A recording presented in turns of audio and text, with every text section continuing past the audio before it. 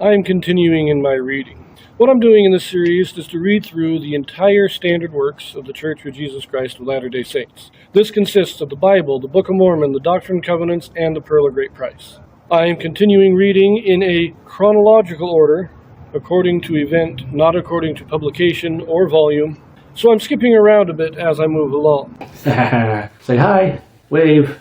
Don't. Say hi. He's a little shy today. This is my son Nathaniel. He's been a guest star in a couple of my videos in the past. You don't want to be on camera anymore? Okay, you hop down then. Go get your toy, take it out to the living room. Take that toy. Yeah, you can take that one. He's a silly kid, but he's fun. So, we are continuing in the Gospels. Christ is on his way back up to Galilee after his initial time down in Jerusalem during the Passover, performing many miracles. He's gathering followers, more followers than John the Baptist. And while the people accept John the Baptist as a prophet, they are rejecting Christ, and the Jews, the leaders, the Pharisees, are starting to form a conspiracy to kill Christ. And so he leaves to go up to Galilee. He did make a stop in Samaria with our story of the woman at the well. He stays 2 days in the city of Sychar and teaches the people there, and many of them believe. In this video, we have a Joseph Smith translation. Now, what the Joseph Smith translation is, this is a translation or correction done by Joseph Smith to restore those passages that have been lost or corrupted over the years. We are now going to finish out John chapter 4. We will be picking this up in verse 43 and reading to the end of the chapter. Now after 2 days he departed thence and went into Galilee, for Jesus himself testified that a prophet hath no honor in his own country.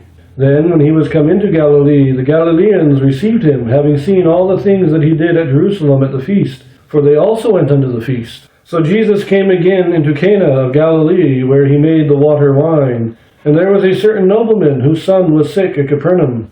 When he heard that Jesus was come out of Judea into Galilee, he went unto him, and besought him that he would come down and heal his son, for he was at the point of death. Then said Jesus unto him, Except ye see signs and wonders, ye will not believe. The nobleman saith unto him, Sir, come down ere my child die. Jesus saith unto him, Go thy way, thy son liveth. And the man believed the word that Jesus had spoken unto him, and he went his way. And as he was now going down, his servants met him, and told him, saying, Thy son liveth. Then inquired he of them the hour when he began to amend. And they said unto him, Yesterday at the 7th hour the fever left him. So the father knew that it was at the same hour in the which Jesus said unto him, Thy son liveth, and himself believed, and his whole house. This is again the second miracle that Jesus did when he was come out of Judea into Galilee. So a lot of these people had come down to the Passover. Remember that every year Christ and his family came down for the Passover. They came with a large company of people, family and friends, all coming down to observe the Passover in Jerusalem. They did that every year. Christ came down this year. Many other people of the Galilee area came down, and they saw Christ's miracles. And when they went back, they told everybody about it. But of course, Christ was delayed in Samaria for 2 days, and so he gets there after everybody else. And when he gets there, the news that he has arrived starts spreading throughout all the towns. And the people are saying, Hey, the man who did all these miracles has come among us. Christ is a little disappointed. Unless you see the miracles, all you want from me is the miracles. You're not listening to what I'm teaching. You're not seeing the truth. You're just wanting the miracles. And the nobleman comes from Capernaum, begging for his son to be healed. And that's what Christ said, you came to me just for the miracle. You didn't come to me for the truth. You didn't come to me for the gospel. And Christ is a little disappointed, but he still heals the man's son. He has his compassion. And he heals the man's son.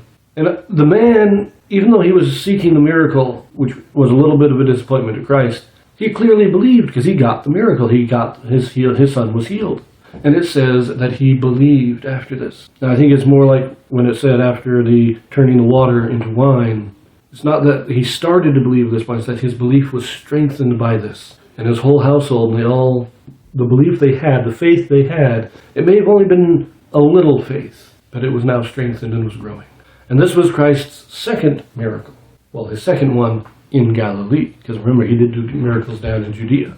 So that is where we are at now. According, if I remember correctly, it was either Luke or Matthew who stated that when he came up to Galilee, he then went down into Capernaum. And that's where the nobleman is from. So apparently after this miracle, he will go down and spend some time in Capernaum. Maybe it is to visit this nobleman. But we now turn to our Joseph Smith translation. Let us see what we have. Looks like it's mainly just more grammatical and vocabulary updates. Like turning ere to before. I mean, the two words mean the same thing, it's just one's a little bit more archaic than the other. We have a lot of the, again, changing saith to said. Just a lot of that kind of stuff. And doesn't seem to be much of anything else in here.